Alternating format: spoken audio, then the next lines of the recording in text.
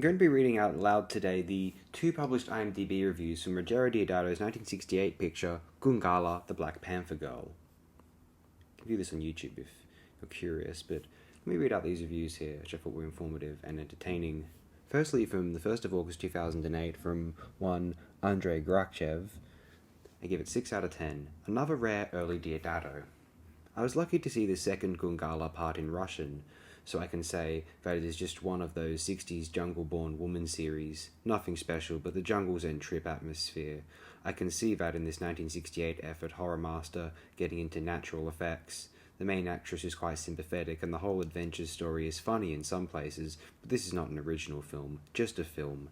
Still, those who like this exotic trip movies have the nice presence of peaceful eroticism, but it is the prototype of many early 80s jungle-based B-movies. Good music. Andrei Grachev. If you are really interested in this sort of films, I can also recommend Umberto Lenzi before 1970. Very true. Also Umberto Lenzi in 1982 with Daughter of the Jungle, to be fair.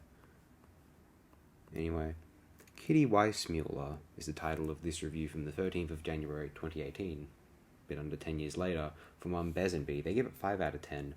One of the factors that led to my sad existence as a bad movie fan was watching Johnny Weissmuller's Tarzan flicks when they actually used to show such films on the television. Those can be pretty fun films, I think. We've discussed, the 30s Tarzan films we've discussed on this channel are actually the two produced by Sol Lesser, which was Tarzan's Revenge and Tarzan the Fearless. Both are quite good, I think, for Tarzan films in the black and white era, But I do like the the earlier Weissmuller films. The first couple, and then some of the later ones where they got more genre heavy, and Kurt Newman directs a couple. We've discussed Leopard Woman on this channel, obviously. That was quite a while ago. First Tarzan film we ever discussed. Will we discuss more Tarzan films one day? Probably. From Tarzan clearly swinging through the jungle on a trapeze swing to fighting a rubber crocodile, from Cheetah going from a live chimp to a hairy rag doll and thrown across the jungle floor, it was a constant source of hilarity for me and my family. So it was that within about 10 minutes of Gungala I realized that I was getting Tarzan, only with boobs and less laughs.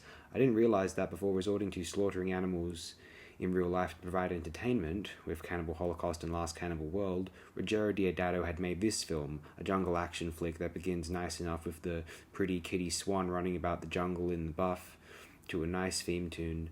Sadly, the first thing she seems to learn from the modern woman is how to cover up. You see, Gungala is the long-lost heiress to a huge fortune who vanished when a plane crashed in the jungle some years before. An expedition is sent either by her family or an insurance company, and I've now resorted to having to translate Spanish on the fly as well as Italian, so forgive me if I'm a bit choppy with the plot. And of course not everyone involved in the expedition is entirely trustworthy. Julie, I think, works for the company, as does her colleague Johnny. The blonde guy, I think, was perhaps a relative of Gungala's. Of course there's an evil foreign guy working independently of the local cannibals who have to look out for too, as well as a drunken mage-like man.